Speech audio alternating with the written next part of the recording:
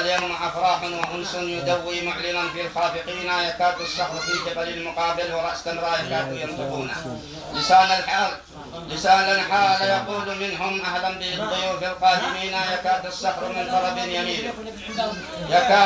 من ضرب يميل وتهتز الجبال الصامدين، لأن اليوم ذا فرح ليعقوب يعقوبا له حبا متينا، ليهنأ بالفرح ويسر دوما إلهي لا يذق يوما حزينا.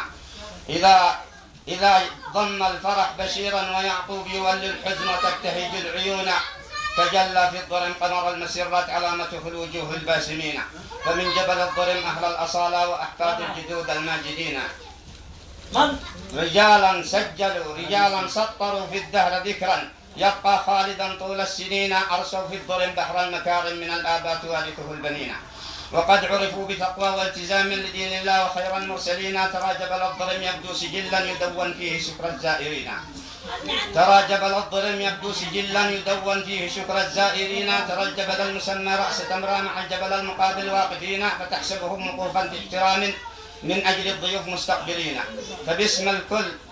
أهل الضرم من كل فرد، باسم الحاضرين والغائبين، وباسم أبا العريس ومن أخيه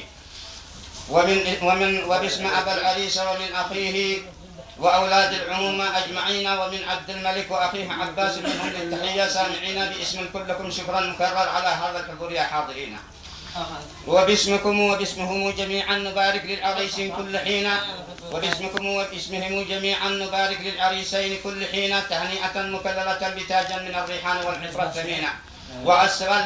وأسأل من حرس دنون في البحر ورد يوسف من بعد حين، أن يحميكم بحمى الحنايا ويكفيكم شرور الحاسدين، وصلى ربنا في كل وقت على طه شفيع المذنبين، وآل ثم أصحاب كرام مدى الساعات حينا بعد حين، كذاك التابعين ومن يليهم. صلوا على النبي يا حاضرين. وأصلي وأسلم على سيدنا محمد طب القلوب ودوائها وعافية الأبدان وشفائها. وأقول إن من مناسبة الأعراس الحق جل في علاه لما يذكر